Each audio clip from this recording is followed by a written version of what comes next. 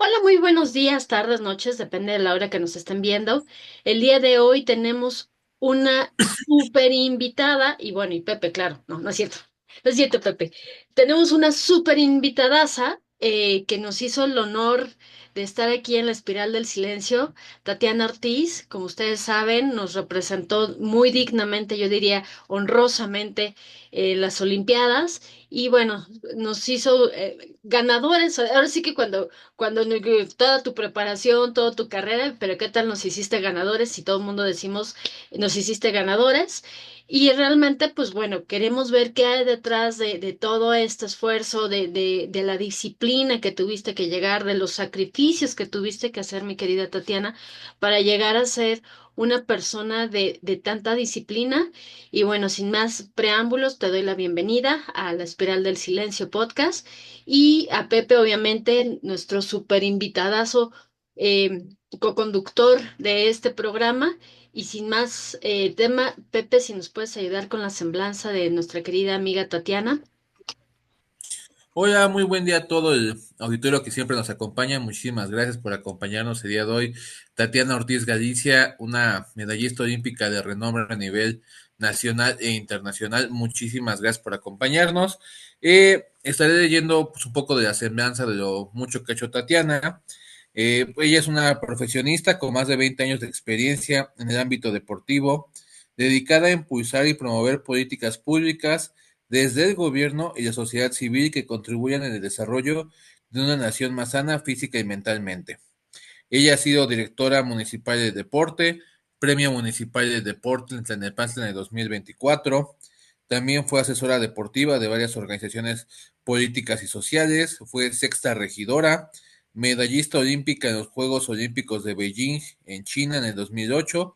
Es decir, fue la primera mujer mexicana en obtener en la disciplina de clavados una medalla olímpica en esos Juegos Olímpicos. Así como en el 2007 fue medalla de bronce en la plataforma de 10 metros sincronizados en Río de Janeiro, Brasil. Y en el 2005, 2007 y 2011, medallista de oro en los FISU World University Games en Turquía, en Tailandia y en China. La verdad es que la trayectoria deportiva, política y social de Tatiana es bastante grande. Hoy también ya en una faceta como conferencista, que la verdad es que por ahí ha hecho cosas bien chidas. Búsquenla en sus redes con su conferencia, la otra parte de la medalla. La verdad es que he estado en algunas de sus conferencias, están muy, muy buenas. Deja un mensaje muy chido, muy chingón, muy. Además, creo que muy ad hoc a lo que a veces muchos estamos buscando, ¿no? Cómo superar el miedo, el tema mental, la concentración, la disciplina.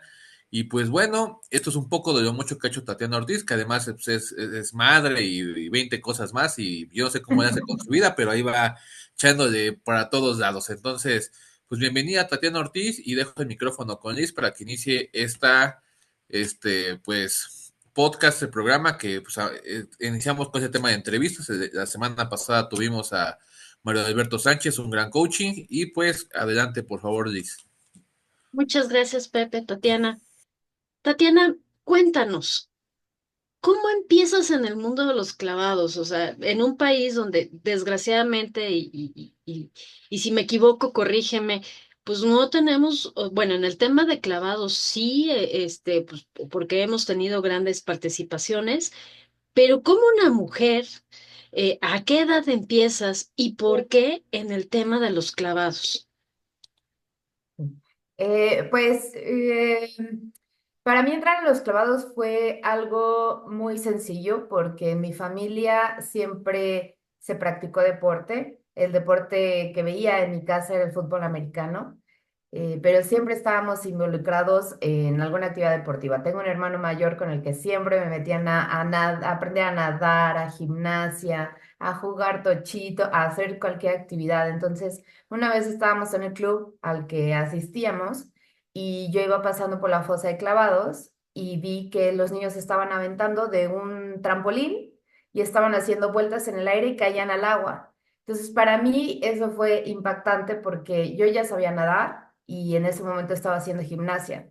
Entonces, vi que era la unión de los dos deportes que yo ya conocía y dije, y qué padre que estás dando vueltas en el aire y que además puedes caer al agua. Le dije a mi mamá, yo quiero hacer eso, No sé cómo se llame, no sé qué necesite para estar haciendo eso, pero yo quiero estar ahí. Entonces, a los 6 años fue cuando entré a los clavados, pero desde chiquita empecé con la práctica deportiva, pues es lo que vi en mi casa. Los fines de semana siempre estábamos en los partidos de mi papá, cuando jugaba fútbol americano. Entonces, el deporte aquí en mi familia siempre, siempre estuvo. El tema de la disciplina, el tema de la constancia, el esfuerzo. Entonces, para mí fue muy natural entrar a esa disciplina de los clavados. Nunca pensé que fuera a llegar hasta unos Juegos Olímpicos y sobre todo ganar una medalla, pero para mí ese era mi ambiente, ¿no? El deporte, la disciplina, el entrenamiento, correr, estar en toda esa actividad deportiva.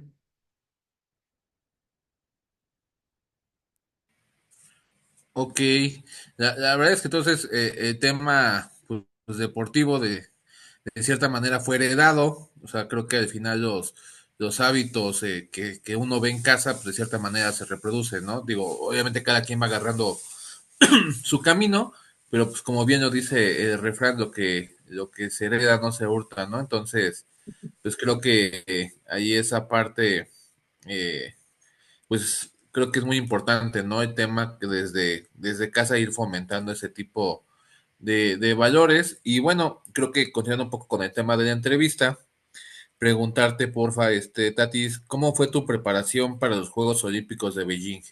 O sea, ¿qué tuviste que pasar? ¿Cómo iniciaste? ¿Cuántos años fueron? Si nos puedes platicar un poco de ese tema, de favor. Pues imagínate, empecé a los 6 años a los clavados y cuando fui a unos Juegos Olímpicos ya tenía 24. Entonces fue toda la vida, toda una vida estar dedicada a la alberca. Al principio, cuando eres chiquito, pues lo ves como un tema de juego, iba 3 veces por semana, 2 horas al día. Obviamente iba a la escuela, regresaba a la casa a comer y me iba a entrenar un ratito. Entonces, así fue muchos años hasta que yo creo que como a la edad de 15, 16 años, se empieza a hacer un proyecto a nivel nacional, de la mano con la CONADE y Comité Olímpico, para hacer una selección nacional de infantiles y juveniles, porque en esa época Fernando Platas ya iba a ir a sus últimos Juegos Olímpicos, María José Alcalá ya se había retirado, o sea, ya había como un cambio generacional y no se tenía pues una selección, o sea, no se había identificado a ciertos talentos y tenía que preparar el relevo generacional. Entonces, hicieron un proyecto a nivel nacional en el que fui muy afortunada de poder estar y pues partiendo de ahí, con ese proyecto que se inició, se trabajaron otros años más, se consiguieron muchas medallas, bueno, 3 medallas olímpicas, que fue la mía en la prueba de sincronizados con Pablo Espinosa, después la de Laura Sánchez en el trampolín individual, en los siguientes Juegos Olímpicos. Todavía a Paola, que fue mi pareja, ganó otra medalla olímpica. Entonces, fue producto pues, de ese proyecto que se hizo a nivel nacional en el que se fue estado por estado buscando pues los mejores talentos, niños de 9 10 años que se iban a vivir al Comité Olímpico para en un futuro poder asistir a los Juegos Olímpicos. Entonces, fue pues aferrarte a esa idea, a ese sueño y decir, bueno, estoy un poquito más cerca, pero pues obviamente pues no con esa certeza, ¿no? O de que realmente íbamos a llegar a unos Juegos Olímpicos y que se iba a ganar una medalla, pero yo creo que eso es lo que siempre mueve al atleta, ¿no? Estar todos los días luchando por ese sueño y eso es también lo que nosotros pues utilizamos cuando no nos sentimos con ganas de entrenar, con ganas de levantarnos, cuando nos duele todo el cuerpo, cuando ya te pegaste y te da miedo volver a hacer el clavado, o sea es como de, bueno, ¿por qué estoy aquí, no? Y entonces ya recuerdas tu sueño, recuerdas todo lo que has pasado y eso es lo que te dice, bueno, vamos a intentarlo una vez más, vamos otro día más, vamos otra sesión de entrenamiento. Llega un momento en el que la preparación debe ser tan intensa que nosotros ya entrenábamos 8 horas al día, 4 horas por la mañana, 4 horas por la tarde. Yo de forma personal hubo un tiempo en el que entrenaba también los días domingos, temprano por la mañana, porque nos estábamos preparando para competir contra lo mejor del mundo. En nuestro deporte los chinos son los mejores del mundo, entonces no sé si han visto alguna vez la forma en que los chinos se preparan para todo, negocios, deporte, ahora con todo este tema de redes sociales que podemos tener la oportunidad de ver ya un poquito más de cómo es la cultura en China. A veces yo he visto videos de los niños cómo están en las escuelas y están en la clase de educación física haciendo cosas impresionantes, ¿no? Entonces, contra ellos estábamos compitiendo, entonces tenía que hacer una preparación muy intensa. Y pues en mi caso, también entrenaba algunas veces los días domingos para poder lograr ese nivel de perfección. Porque además los clavados sí es un deporte en el que hay un reglamento, en el que hay una escala de calificaciones, pero al final es un deporte de apreciación. Entonces, además de cumplir con todos los requerimientos técnicos, pues necesitas que visualmente tu clavado sea agradable para a la vista de los jueces. Entonces es todavía más complicado, ¿no? Porque pues hay otros deportes en el que es pues sencillo, ¿no? Cumples, anotas los puntos, ahí está, ganas, ¿no? Corres más rápido, haces menos tiempo, ganas, pero en clavados, además de cumplir con los requerimientos técnicos, tienes que revisar la parte estética, la parte de apreciación para los jueces. Entonces, es muy bonito, fueron muchos años, pero sí necesitas estar totalmente decidido a dedicar y a estar el 100% en ese momento, en ese proyecto y luchando todos los días por ese sueño. Y aquí me surgen varias preguntas que trataré de hacerlo en una sola, ¿no? ¿Qué, qué tuviste que dejar como niña? Obviamente, porque me dices desde los 6 años hasta los 24. Bueno, pues a los 24 años ya eras toda una experta, ¿no? Pero obviamente pues, tú no tuviste una niñez común, no tuviste una adolescencia común. Además te empezaste a dedicar y seguiste obviamente con tus clases, porque como bien dices, bueno, sí, los chinos tienen una disciplina un tanto castrense, ¿no? Por decirlo de alguna manera, pero pues los mexicanos, desgraciadamente, nuestra idiosincrasia no nos permite tener este tipo de situaciones y el tema de disciplina no es algo que traigamos muy, muy marcado como parte de nuestra cultura. Lo lamento y es una autocrítica que lamento que sea así, pero también hay una situación. Una parte es esto de que tuviste que vivir como una niña y una adolescente y una joven adulto que no vivió, porque obviamente pues aquí no hay alcohol, aquí no hay fiestas, aquí no hay desvelos, aquí no hay carbohidratos, ¿no? O sea, que tú puedes decir unas papitas, ¿no? Pues yo creo que tú comiste sin papitas, sin gancitos, sin hacer marca, ¿no? Y publicidad. Pero no solamente está eso, o sea, entrar al Comité Olímpico es una situación compleja, complicada, y sobre todo los apoyos que tampoco, por ejemplo, pues en Estados Unidos tienes muchísimas becas que apoyan el deporte, pero en México el deporte honestamente no se apoya. ¿Qué tuviste que hacer para tener estos apoyos, para que creyeran en ti, para que un gobierno creyera en ti, para que un comité olímpico creyera en ti? ¿Cuál fue todo este tema, tanto como la niña, que obviamente ya después la niña tuvo que, para llegar a su sueño, no solamente tener disciplina y sacrificar algunas cosas, sino qué tuviste que hacer para poder alcanzar estos apoyos y que el comité y los gobiernos creyeran en ti? Pues tuve que hacer todo, darlo todo y dejar todo. No había, como dices, no había un día de descanso, no había 10 de mayo, no había navidades, no había mi cumpleaños es en enero y generalmente eran las fechas que nos tocaban estar de campamento en otro país. Ay, perdón, no sé por qué mi cámara, ahí está. No, bueno, era cuando nos tocaba irnos de campamento a otro país. Mi entrenadora de los últimos años fue China. Entonces, la verdad, eso me ayudó muchísimo, justo a lo que tú dices, a entender ese nivel de disciplina que debes tener. te quiero decir que los mexicanos somos muy talentosos, muy talentosos. De hecho, yo creo que tenemos mucho más talento que China y que otros países que nos están compitiendo. La diferencia es lo que tú dijiste, el nivel de compromiso, de disciplina y todo lo que nos permitiría tener alrededor para concentrarnos en esa sola actividad que nosotros no tenemos, que es lo que comentas, los apoyos, a veces las instalaciones, el equipo multidisciplinario con el que debemos contar. Entonces, el mexicano, el atleta mexicano, se construye a base de puras ganas, de puro talento, de la familia que es la que te está apoyando, porque sí, efectivamente, muchas veces no tuvimos las condiciones necesarias, muchas veces nos hizo falta pues ese equipo, ese apoyo. A mí me tocó otros tiempos en los que se puede decir que sí había, pero ahorita la condición así es totalmente distinta. Entonces, eh, a mí me ayudó a los últimos años tener una entrenadora china porque pude entender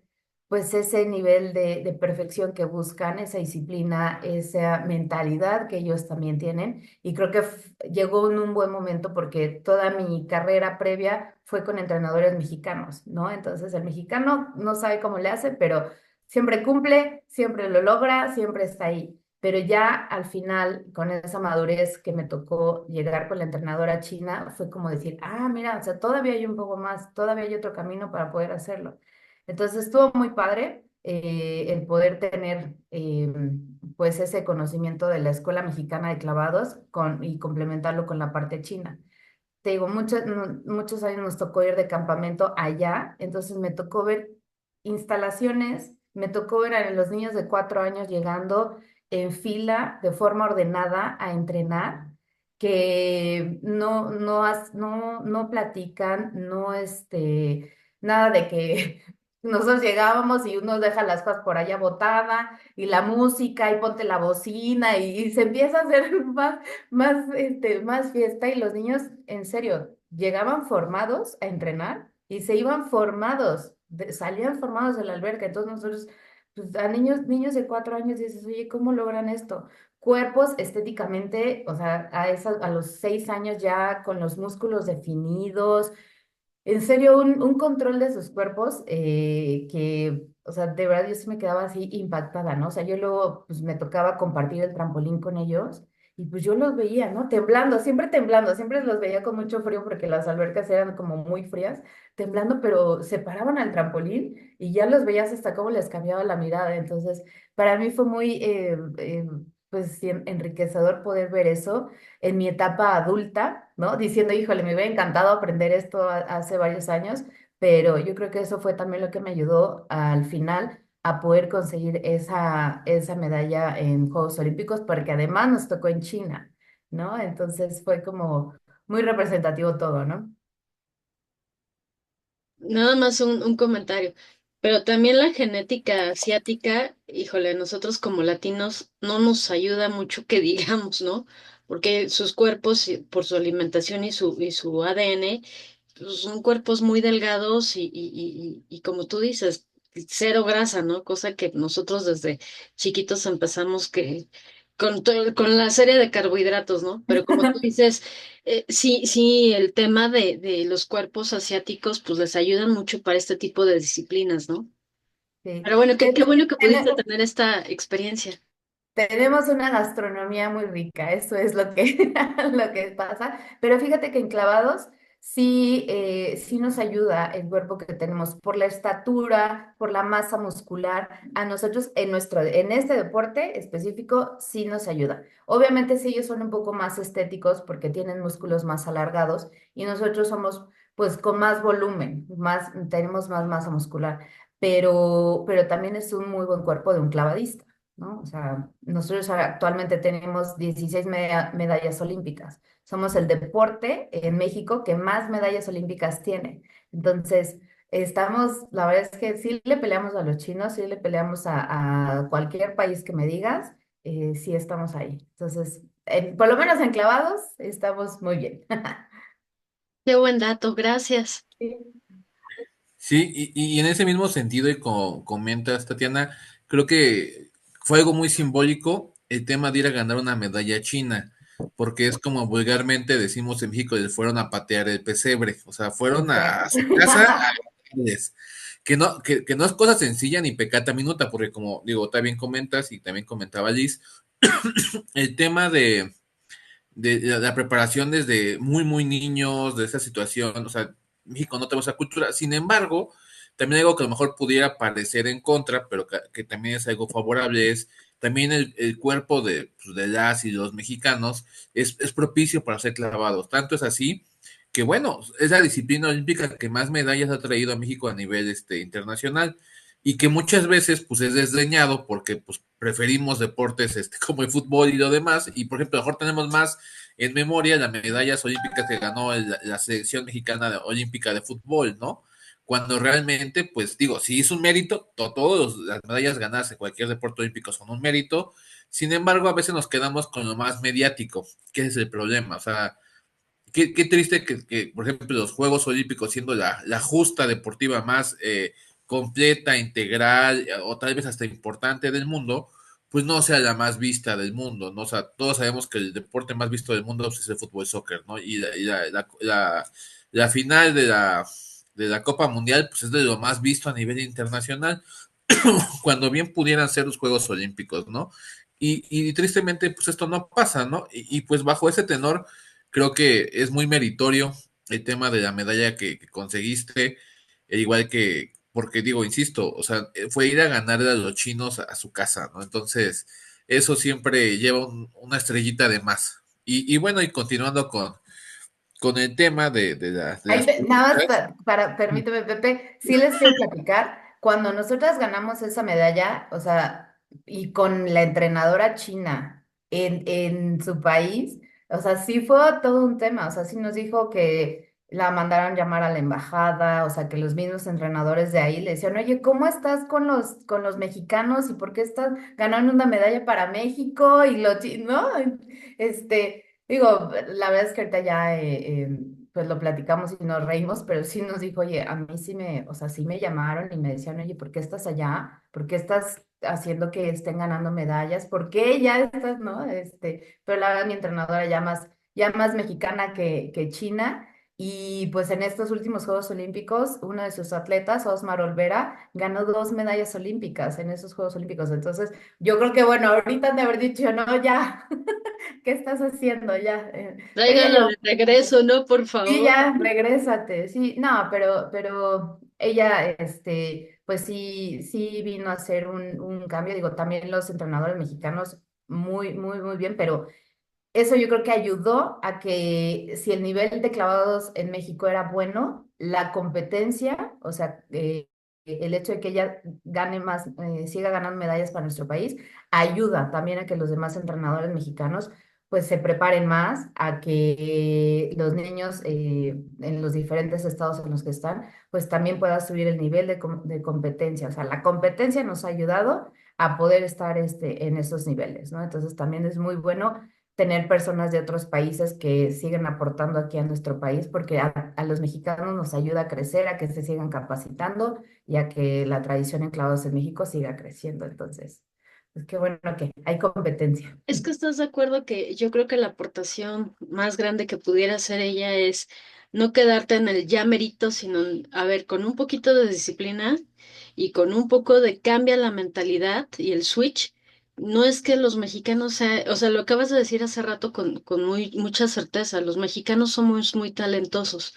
Pero el ya mérito que tenemos como parte de nuestra idiosincrasia mexicana es lo que no nos permite dar el último esfuerzo de, bueno, pero lo intenté. No, no, a ver, no lo intentaste. Lo tienes que lograr, ¿no? Que es el quitarte el ya mérito, pero es cuando te impulsa otro tipo de disciplina y otro tipo de idiosincrasia, por ejemplo, muy extrema como son los asiáticos, porque los asiáticos así son, llámese Corea, no se diga Japón, no se diga China, que son extremadamente metódicos y muy, tienes que cumplirlo y nada de ya mérito, lo haces porque lo haces. Si te mueres en el camino, no importa, pero lo hiciste, ¿no? O sea, casi, el único que te voy a disculpar es que por alguna circunstancia no llegues porque no lo lograste en vida, ¿no? Pero fuera de Ujú. eso, sí tienen este tipo de temas que nosotros es de, no, pues no, no voy a sacrificar, como muchas veces decimos y dice Pepe, no, no voy a sacrificar el pellejo por esto, ¿no?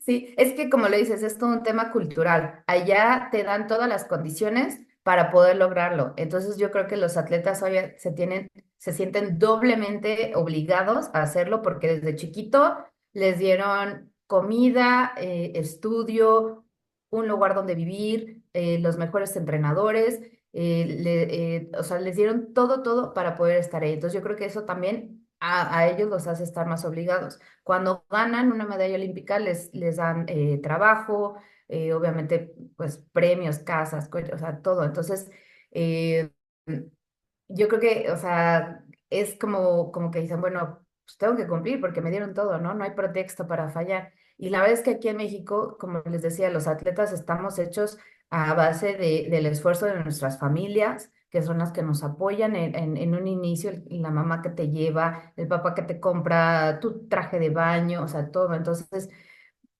por eso a veces nos falta o sea, sentir como que esa obligación para decir, lo voy a dar todo, ¿no? Y también es parte de nuestra cultura. Yo creo que híjole, que no se frustre, que no se sienta mal, que vente, te apapacho, ¿no? O sea, aquí, o sea, en el deporte tiene que ser así, ¿no? Porque te preparas desde que eres chiquitito, ¿no? Y era lo que yo veía.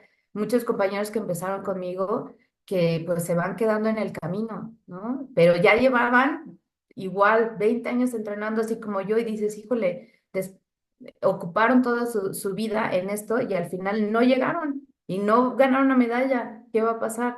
¿No? Porque a veces dejas estudio, casa, o sea, todo para dedicarte y al final no logras tu objetivo. Entonces, la verdad es que eso me hace sentir doblemente afortunada de que vi la recompensa de tantos años y que pude cumplir mi sueño y el sueño de toda mi familia.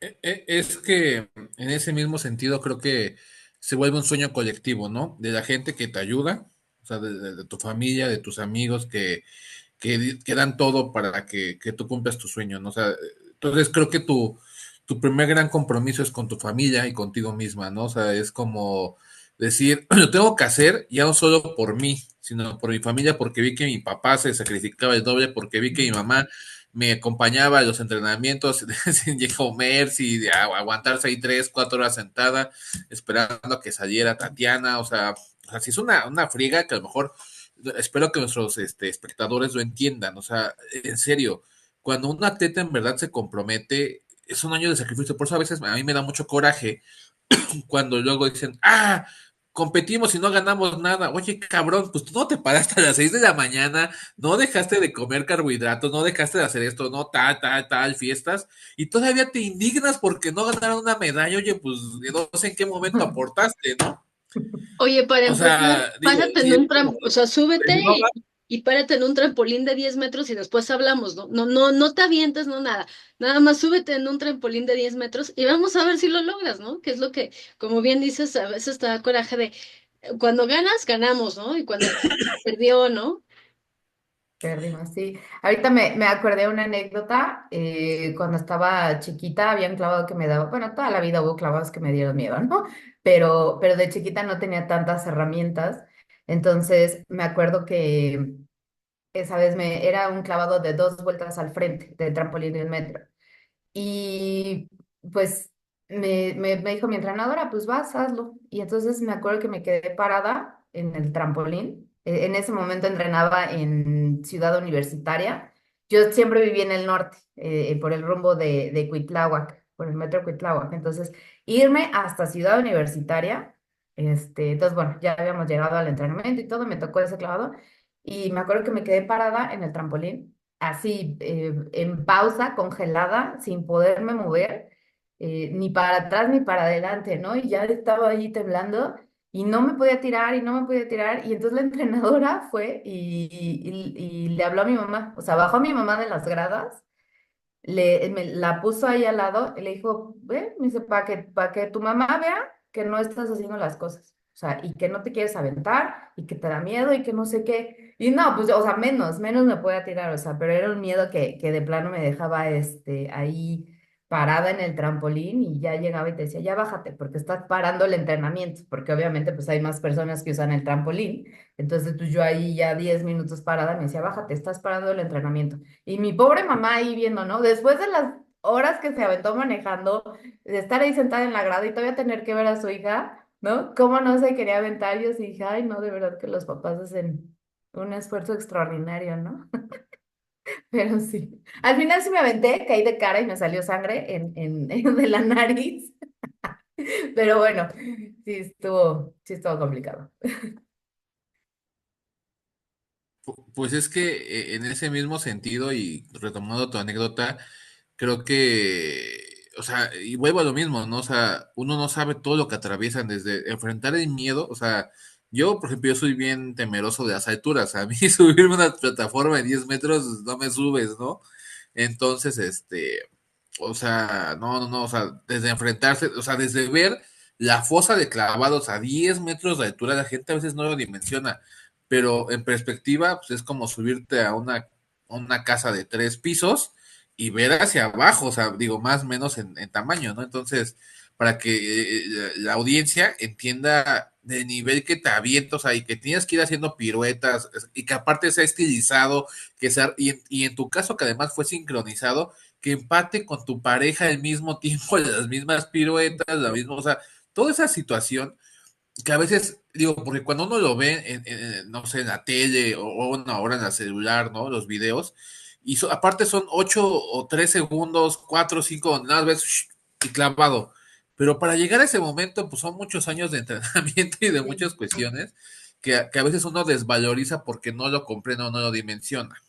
Y no, es un deporte completísimo, súper difícil y bueno, pues ojalá esa sociedad mexicana nueva o que se está gestando, pues revalorice esa parte, ¿no? O cuando menos como ciudadanos nosotros lo hagamos, porque a veces esperamos mucho de los gobiernos y a veces el cambio tiene que venir de la sociedad, ¿no? Y retomando esa parte pues de los gobiernos, yo te quería preguntar algo, Tatis, ¿qué te gusta más o qué te gustó más en tu faceta en su momento? ¿El deporte o incursionar en el tema político? El deporte. Era más fácil aventarse en una plataforma de 10 metros que... Imagínense.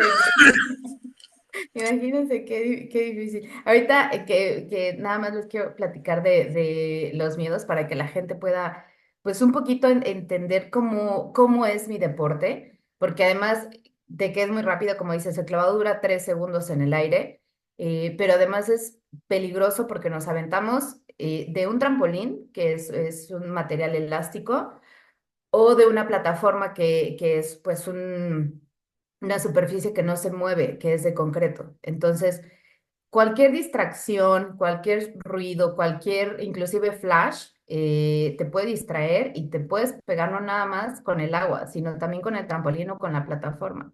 Entonces es súper, súper peligroso. Por eso cuando en las competencias hay un momento en el que el árbitro suena el silbato y debe haber absoluto silencio. Te dicen, no puedes tomar fotografías con flash, no puede haber ruidos fuertes porque eso puede desconcentrar al clavadista. Entonces, imagínense una alberca, 10,000 personas ahí viéndote en ese momento. O sea, es un momento que ese silencio se siente, o sea, imagínense el silencio de 10,000 personas en una alberca. Es un silencio enorme, enorme, enorme.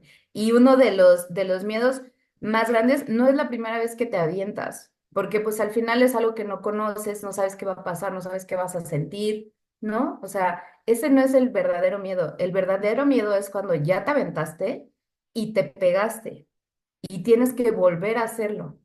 Ese es el verdadero miedo, porque ahí ya sabes que te pegaste, que te dolió, a lo mejor no supiste qué hiciste y por eso te pegaste, pero al final te tienes que parar y tienes que volverlo a hacer. Entonces, sacar de tu mente esa sensación, esas imágenes, ese sentimiento es mucho más complicado que la primera vez que te avientas, porque la primera vas a lo desconocido. Pero ya cuando lo hiciste y te salió mal y te pegaste, ese realmente es el verdadero miedo. O sea, el poder acomodar otra vez tus pensamientos y tus emociones y poder decir, bueno, a ver, vamos a partir de cero, ¿no? O sea, esto ya pasó.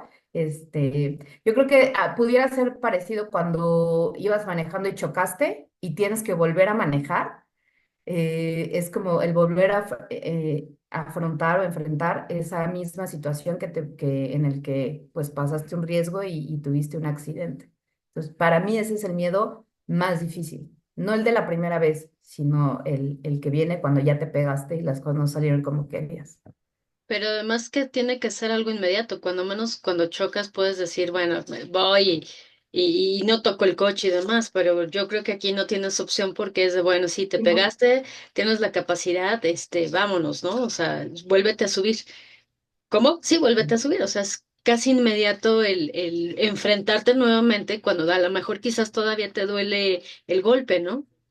Ujú. Sí, a veces si el golpe es muy fuerte, sí te dicen, bueno, ya, ¿no? O sea, descansa, sí por el golpe, pero sobre todo porque los entrenadores saben de la parte mental, ¿no? Que tu cerebro se queda como, pues, ¿qué pasó, no? O sea, empezamos el clavado y pensamos que lo íbamos a hacer bien y de pronto no salió, entonces también tu cerebro necesita como analizar qué fue lo que pasó. Entonces por eso a veces te dicen descansa porque eh, pudieron revisar la historia de Simone Biles, Es lo que te que iba a decir. tuvo, Sí. ajá, y ella hacía sus ejecuciones y como que se sentía perdida, ¿no? Como que no recordaba, no se ubicaba en el espacio. Entonces eso también nos pasa a los clavadistas cuando recibes un golpe así, como que tu cerebro, no sé qué pasa y te sientes perdido, como que no recuerdas bien cómo se hace, entonces así se dice, es que me perdí. Cuando uno se pega sin saber, en los clavos se dice es que me perdí. Entonces necesitas, lo que se hacía es que, bueno, te regresas desde el uno, ¿no? Desde empezar con un clavito sencillo, o luego así, o sea, ese mismo clavado como que lo partes pues sí, como que lo vas haciendo en partes para poder como empezar a construirlo y que tu mente y tu cuerpo lo vuelvan a aprender, lo tienes que reaprender, porque no sabes qué te pasó, entonces dices, bueno, vamos a regresarnos, vamos a los básicos.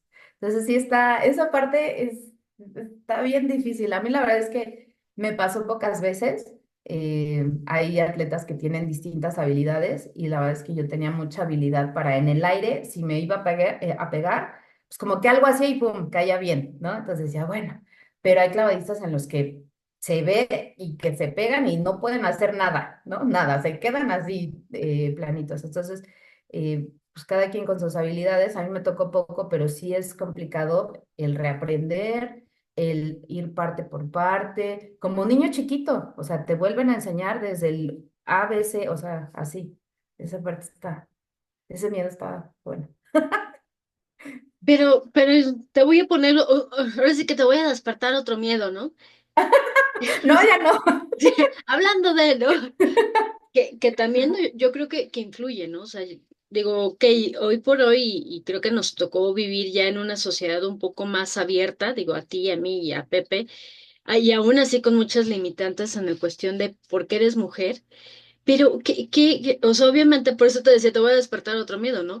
Pero yo creo que tú como mujer y atleta del nivel que eres, pues sí debiste de haber pasado varias situaciones que mentalmente tuviste que pelear, luchar, volverte resiliente, porque pues obviamente como mujer en un mundo de clavados debe de ser complicado el que a lo mejor alguien te puede discriminar o decirte pues obviamente tu cuerpo no es un cuerpo normal de cualquier mujer, ¿no? Que qué bueno, porque si no, o sea, eres una persona que llevas desde los 6 años toda tu vida entrenándote y que tienes un músculo y que obviamente, pues el deporte de los clavados requiere demasiada fuerza en piernas y hombros, ¿no? Entonces, ¿qué pudiste haber pasado o qué le dirías tú a las mujeres que fue como tu mayor reto, tu mayor miedo como mujer? Independientemente, porque ya nos platicaste la parte como deportista, pero como mujer, que te tenías que decir tú todos los días de, Tatiana, ahora sí que ponte el traje de baño y síguele adelante y esto no es importante para ti, ¿no? Sí. Fíjate que mis retos no fueron, ese tipo de retos no fueron tanto al exterior. Los míos eran al interior porque la prueba en la que yo competí era una prueba en sincronizado, era con otra persona. Entonces era que tenías que ver igual, ¿no? Y lo dijiste, los chinos, pues sus físicos son muy parecidos, son, o sea, no tenían tanto problema, pero efectivamente, mi físico era muy distinto a la persona con la que yo hacía pareja. Teníamos 2 centímetros de diferencia de altura, pero esos 2 centímetros de diferencia parecía como si fueran 4 kilos, ¿no? Porque sus músculos eran más alargados, ella tenía brazos más largos, su tronco era más largo, entonces eso a ella la hacía ver más alta y más estética. Entonces, para mí fue muy complicado porque hacer más chaparrita tenía más masa muscular. Entonces, imagínate todos los días, o sea, tener que estar pues tratando de alcanzar esa similitud. O sea, ellos terminaban de entrenar y yo me tenía que quedar a correr todavía media hora. Porque me dice, pues es que estás gorda, ¿no? Y yo le decía, no estoy gorda, pues tengo cadera, tengo glúteo, tengo pierna, ¿no? O sea, y mis brazos son más cortos, o sea, ¿qué hago? No, no hay forma de que alargue mis brazos, ¿no? O sea, que, no, pues vete a correr. Bueno, pues ya, o sea, él me iba a correr, entonces yo no lo vivía al exterior, o sea, mi tema era interno todos los días, Oye, ¿no era ¿no? contraproducente que hicieras tú más ejercicio? Pues, te hacías más masa muscular, ¿no? Pues se supone que correr era para quemar grasa y pues bajar un poco músculo, pero Pero tú no estabas gorda, no, no, no, para era nada. masa muscular. Sí, y también mentalmente era como, híjole, o sea, todos ya acabaron y yo todavía me tengo que quedar otro rato más, ¿no? Entonces era pues la parte física que tienes que estar modificando tu cuerpo al de otra persona, esa para parecerte más, y era también el cansancio mental de ya estuve 8 horas aquí y además me tengo que aventar 30 minutos más, salir más tarde, comer más tarde, descansar todavía más tarde. O sea, ya te quedas sin vida y sin cosas que hacer. Entonces, a mí lo que me ayudó fue que siempre viví en mi casa. La mayoría de mis compañeros se quedaban, vivían en el Comité Olímpico o vivían en la CONADE porque también venían de provincia, y yo pues viviendo en Ciudad de México o Estado de México, de donde saliera, de donde estuviera entrenando, yo siempre me iba a mi casa. O sea, para mí era ya llegar a mi casa, llegar a mi espacio con mi mamá, con mi papá, mi refrigerador, mi tele, o sea, todo, todo, todo. Entonces eso mentalmente a mí me permitía al siguiente día, pues llegar nueva, ¿no? Llegar fresca para volver a aguantar esas 8 horas y todo lo demás. Entonces, a mí eso fue lo que me ayudó muchísimo. Siempre, o sea, no perder esa parte de familia, esa convivencia, ese despejar tu mente de estar en una alberca metida todo el tiempo. Y eso fue lo que siempre me permitió llegar con una buena actitud para poder tolerar y pasar pues todos los días, ¿no? Que era pues la exigencia, pues la crítica o el comentario, ¿no? De falta esto y el otro y aquí y allá.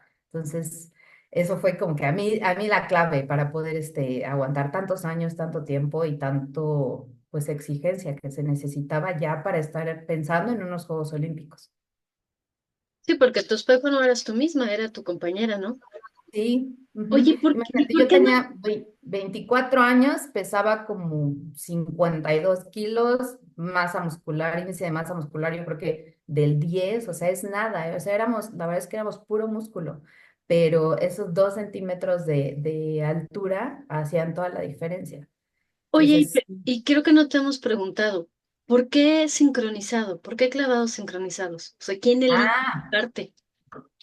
esa es muy buena pregunta, porque además fue sincronizado y de plataforma de 10 metros. Y yo, antes de pensar en unos Juegos Olímpicos, estaba haciendo prueba individual y hacía trampolín de 3 metros. O sea, nada que ver, nada que ver, nada que ver, ajá. Pero, pero mi entrenador mexicano, Jorge Carreón, cuando nos empezamos a preparar para el ciclo olímpico, para pensar en Beijing, o sea, de 2004 a 2008, me dijo, a ver, si tú quieres ganar, si quieres ir a Juegos Olímpicos, para empezar, ni siquiera ganar una medalla. Te tienes que subir a la plataforma de 10 metros y tienes que hacer estos 5 clavados, ¿no? Y yo le dije, ok. Me dice, pero si quieres ganar una medalla, necesitas hacer pareja con alguien. O sea, necesitas hacer sincronizado. Yo le dije, no, bueno, o sea, ganarse la lotería sonaba mucho más fácil que, que eso que él me estaba pidiendo, ¿no? Porque imagínate, o sea, subirte a trampolín, digo, subirte a la plataforma, de estar en 3 metros, que decías, bueno, aquí está más tranquilo, como quiera, si me pego son menos Y lugar distancia. feliz, ¿no? Exacto. Súbete 7 metros más y haz clavados todavía más difíciles porque en 3 metros hacías 2 vueltas y media. De 10 metros son 3 vueltas y media las que tenías que hacer. Métele una vuelta más a tu clavado, 7 metros de altura, o sea, total, o sea, yo la verdad es que no lo hacía porque me daba miedo, o sea, sí me daba miedo. Entonces yo dije, pues aquí está bajito, aquí me siento bien. Pero él me dijo, si quieres ir a Juegos Olímpicos y ganar una medalla, necesitas hacer esto. Y entonces, bueno, pues con todo el dolor de mi corazón y todo el miedo, pues así lo tuve que hacer. Pero pues tuvo toda la razón, ¿no? O sea, y la justificación, o bueno, el por qué era en sincronizados es que en sincronizados, en la prueba de sincronizados solo son 8 parejas las que compiten. En las pruebas individuales son 32 o 36 participantes más o menos. Y en todas hay eliminatoria, preliminar y final. Y en las pruebas sincronizadas es final directa. Entonces, como son menos competidoras y es una final directa, pues la posibilidad de una medalla pues es más, es mayor. Entonces, analizando todas esas cosas, por eso me dijo, tiene que ser aquí y acá y tales clavados y, o sea, todo lo hicimos así con estadística, con puntuaciones, con promedio de las calificaciones que sacaban mis clavados, o sea, todo lo analizamos y por eso concluimos que era esa prueba y eran ciertos clavados específicos los que yo me tenía que perfeccionar. Entonces, sí fue todo un estudio ahí el que se hizo. ¿Y cuánto tiempo tuviste para, ahora sí que para brincar del de 3 al de 10, perdón? Tuve 4 años nada más y la pareja, o sea, porque yo empecé, los primeros 3 años, pues ya empezaba, yo ya hacía plataforma, ya estaba en 10 metros, pero lo seguía haciendo sola. Y la pareja, nosotros empezamos a competir, o bueno, nos empezamos pues a juntar, a estar compitiendo juntas en los Panamericanos en 2007 que fueron en agosto. Los Juegos Olímpicos fueron en agosto del siguiente año. O sea, tuvimos un año, menos de un año, para poder preparar esa pareja de sincronizado. Y habían parejas que llevaban años compitiendo y entrenando juntas. Y nosotras fue pues prácticamente un año y fue un año muy duro, muy intenso, muy difícil en todo, físicamente, mentalmente, porque yo tuve que dejar a mi entrenador, tuve que cambiarme de alberca, tuve que aprender la técnica china, o sea, todo ese aprendizaje para ganar una medalla fue en menos de un año. O sea, fue durísimo para mí, durísimo. Que la verdad es que, insisto, o sea, muy pocos dimensionamos todo el esfuerzo que hay detrás, ¿no? Es más, digo, hace rato comentaste algo que es muy importante. La gente común pensaría, o bueno, no común, sino la gente normal, que no tiene conocimiento del tema de clavados, que al caer en agua, pues no hay riesgo, ¿no? Pues es agua, No, si tú te metes un clavado, no pasa nada. Pero lo que no entienden es que la tensión superficial del agua, al romperla, te puede lastimar. O sea, digo, si caer de panzazo de la ventana de la alberca te duele, ahora imagínate caer de 10 metros y pues, son madrazos fuertes, o sea, muy, muy sí, fuertes. por la altura y la velocidad se vuelve duro como, pues casi como el concreto, el agua. Así es, entonces, o sea, si no entras de forma adecuada, pues te das un santo golpazo, que es lo que digo, para que también las personas lo dimensionen. Y bueno, en ese mismo sentido, y platicando de todo el esfuerzo que hay detrás, y con el tema que traes ahí de tu conferencia, pues te queríamos preguntar, pues, ¿qué es la otra parte de la medalla o por qué la otra parte de la medalla? La otra parte de la medalla es justo esta parte que les estoy platicando, que no es lo técnico de los clavados, sino es toda la parte humana que uno tiene que, pues que dejar o hacer cuando eres un atleta de alto rendimiento, que es la parte de las emociones, la parte de la salud mental, la parte de la familia, todo eso que decíamos, ¿no? Toda esa infancia que no tuviste, o que yo no tuve, esos cumpleaños en los que no estuve, esas navidades, ese 10 de mayo. Todo eso es la otra parte de la medalla, ¿no? Todo lo que no vemos del atleta, porque pues nada más lo vemos ganando o aventándose el clavado, o corriendo en una pista o anotando, pero no sabemos qué fue todo lo que tuvo que dejar, hacer, para poder estar ahí. Esa es la otra parte de la medalla, la parte humana de los atletas. Y sobre la parte humana, y ya para ir cerrando, mi querida Tatiana, con algo que yo creo que nos vas a dejar marcados, aunque sean unos breves minutos que nos has regalado en este día. ¿Qué le dirías tú, no solamente a quien se está preparando para ser nuestros nuevos representantes en los Juegos Olímpicos, sino qué le quisieras dejar como un mensaje a los que te siguen, a los que son tus admiradores todavía, a toda esa gente que cree, o inclusive a los haters, como bien dice Pepe, a los que dicen, ay, ay, ay, ay, o sea, tanto esperar para que en 4 años lleguen y hagan, y perdón que lo diga así, pero esos son desgraciadamente los comentarios malinchistas que llegamos a tener de tanto esperar para que, como siempre, o sea, van preparados para ganar y siempre pierden como siempre, ¿no? Que dices, como, o sea, nos estás diciendo la otra parte de la medalla, pero ¿cuál sería el mensaje que nos quisieras dejar a manera de reflexión ya para cerrar esta entrevista? Sí, pues yo creo que para todos los que estamos en esta experiencia de vida que nos encontramos con esta oportunidad de estar aquí, yo creo que lo más importante sería encontrar su brújula, o sea, encontrar un propósito del por qué están aquí, el que ustedes quieran, ser la mejor mamá, abrir una paletería, ganar una medalla olímpica, viajar a la luna, el que sea, o sea, encuentren su propósito, encuentren su brújula, porque si no es muy fácil perderse en el laberinto de la vida, ¿no? Y para salir de ahí está muy complicado. Entonces encuentren su brújula. El segundo sería que la opinión más importante siempre tiene que venir de ustedes mismos, siempre tiene que venir del interior, siempre tiene que venir de ustedes. Y obviamente eso hace que no tengas que medir tu avance con el de los demás, o sea, no estarnos comparando, ¿no? Que eso a mí me costó mucho, mucho trabajo, pues poderlo entender. Y muchas veces eso fue lo que me estaba frenando o lo que me estaba haciendo sentir insegura del gran avance que yo ya había tenido por estarme midiendo con los demás. Entonces, no midan su progreso con el de los demás. Cada quien va a su ritmo, y cada quien pues va, ¿no? Con su progreso como, pues cada quien de forma muy personal. Y yo creo que el último, ser agradecidos. Ser agradecidos, ya cuando logren su meta, porque yo estoy seguro que si lo tienen muy claro y que siguen avanzando y son muy persistentes, estoy segura de que van a llegar.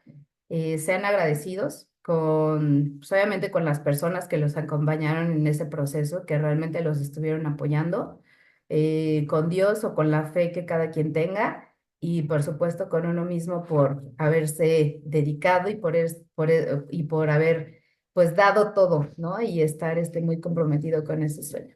Entonces, yo creo que eso sería de mi parte lo que les podría compartir, ¿no? Tener bien claro a dónde van, no medir su progreso con el de los demás y agradecer ya cuando estén ahí. Pues todo un ejemplo de vida, todo un orgullo nacional. O sea, más o menos ahorita nos diste a grosso modo cuál fue el camino para llegar a la medalla, ¿no? O sea, que no fue un camino fácil, desde 2 centímetros, ¿no? O sea, fue desde un tema de 2 centímetros hasta un tema de mentalidad.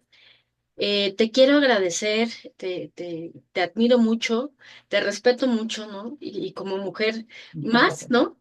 Y no porque entre mujer y la sororidad, no, no, no, yo creo que esto va más allá de géneros, esto es una cuestión de pensamientos y de humanidades, porque yo creo que los deportistas mexicanos tienen algo que ningún otro deportista en el mundo o con similitudes de país que se vuelven tremendamente resilientes. O sea, realmente entienden una mentalidad completamente o se generan una mentalidad completamente diferente porque, como bien decías, ¿no? O sea, por ejemplo, un atleta chino sabe que regresando a su país con una medalla le da un triunfo. Aquí sabes que regresas con una medalla y desgraciadamente regresas a ser, a lo mejor nada más tienes un renombre, nada más, ¿no? Ujú. Entonces, yo te diría que todo es, o sea, todo lo que nos has enseñado el día de hoy y si estás en tus conferencias, por favor síganla.